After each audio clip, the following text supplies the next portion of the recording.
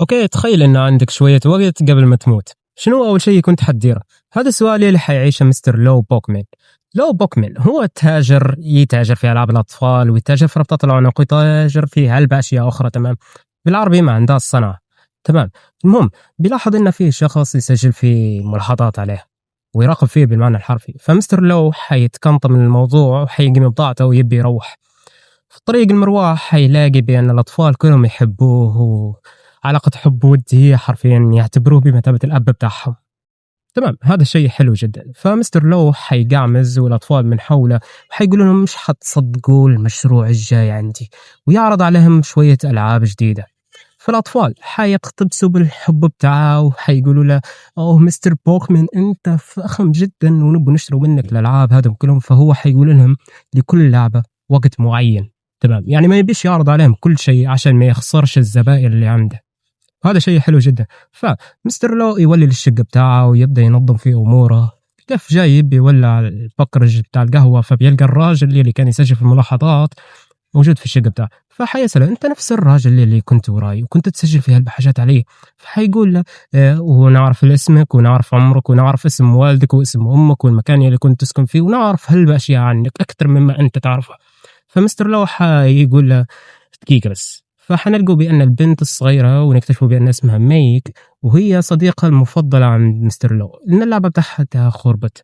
فهو حيسويها لها وبيقول لها سلمي على عمك اللي مقعمس على الكرسي. فحتقول له من هو؟ ما تشبح في شيء. حنكتشفوا بأن الراجل هو ما حد يقدر يشبحه إلا مستر لو. وهذا شيء غريب.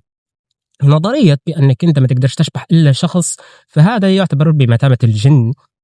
فميك حتطلع والمستر لو حيستغرب، حيقول له بأنك أنت مش موجود ولا كيف ولا أنا أتخيل فيك. فحيأشر له بيقول له أنا الموت. فمستر لو حينصدم وبيقول له بأن مازال عندي وقت علشان نعيش، عندي أشياء نبي نديرها. فالموت حيوصل معاه في اتفاق بأنه حيخليه، ولكن بيقول له أعطيني سبب مقنع. فمستر لو حيقترح أشياء، والأشياء هذه ما تعجبش الموت، لن يوصل في نقطة بأنه هو يبي يوصل ويفرح صغيرة. فالموت حيفرح بالاتفاق هو وحيقول له عادي. فمستر لو حيقول مرات تتعطل سنة مرات أكثر، لكن لما نفرح الأطفال حنكون راضي بأني نموت.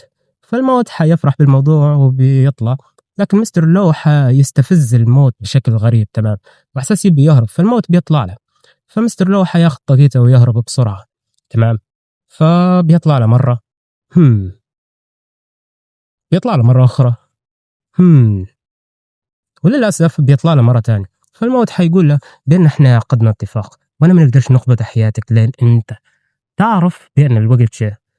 فهذا شيء كويس يعتبر، لكن مستر لو بوكمان حيتصرف بغباء شوية، وهذا عكس النهاية. تمام، لأنه هو يوضح لك أن مستر لو ذكي. فمهم، مستر لو حيقول له أنا عقدت معك اتفاق وأنت ما تقدرش تقبض حياتي ويلا عندك ديرة، مفيش أي فائدة نهائي، مش حتقدر تخوفني لأنك أنت قد كلمتك. فحنسمع صوت سيارة تضرب في البنت. تمام، ولما يطلع مستر لو حيلقى بأن ميغ هبطتها السيارة. فحينصدم، حيحس بأنه هو خسر كل شيء. فميغ أول ما تنهض حتقول له مستر لو من هذا الراجل؟ فمستر لو حيركب الرعب نهائي، حيركب رعب كبير بأن ميغ بدها تشبح في الموت. مستر لو أحس بأن الدنيا كلها ما عاش لها فايدة. تمام، فحينظم وحيجري له انت عقدت معي اتفاق، انت تروي تقبض روحي انا مش روحي هي، مش روحي هي. فمستر لو حيحس بأن حياته صارت عن فراغ، انك انت تهرب من الموت وتحشي الشخص اللي انت مهتم به. هذا شيء مؤسف جدا. فمستر لو حيحس بالوجع الكبير وحيقعد قدام المستشفى الموجودة فيها ميك، حيحس بالفراغ الدايم. تمام، حيقعد مقعمز، حيجي الدكتور بيقول له بأن الوضع مستاء جدا وحالتها صعبة ومرات يقدروا يديروا راي. فمستر لو بيفرح، لكن بتضرب في راسه فكرة بأن الموت حيجيه وهو عارف بهذا الشيء. فوصلت الوقت تقريبا الساعة 11:30 وما زالت نص ساعة لمنتصف الليل اللي هو وقت قبض الأرواح. فمستر بوكمان حيقول له هي موجودة هنا. فالموت بيقول له ما زال عندي وقت، فبيقعمز هو وياه وبيقعدوا يهدرزوا، ومستر لو حيدير الشيء اللي هو يبرع فيه، حيعرض بضاعته. من العرض البضائع تعرف بأن مقولة التاجر ضاحك على البائع لا، البائع ضاحك على الشاري. أيوة، بأن مستر بوكمان حيستفز الموت وحيضيع له وقته وحيقدم له عرض، والموت حينساح في التركينة متاع مستر لو ومش حيعرف يتصرف نهائي. تمام. مستر ديد، هنايا النقطة بتاعتك انت، الضعف بتاعك لكل انسان انك انت تقدر تغلبه بالكلام وتماطل، لدرجة بان مستر لو وصل لمنتصف الليل وميغ ناضت، فالموت بيجري وبيقول له انت خدعتني وضيعت لي وقتي. فمستر لو بيفرح وبيطلع الدكتور بيقول له بان حالتها تحسنت وهذا شيء حلو. تمام. فمستر لو بيفرح فرحة ما عادية، والديد حيقترح عليه بأنه هو قبض الأرواح.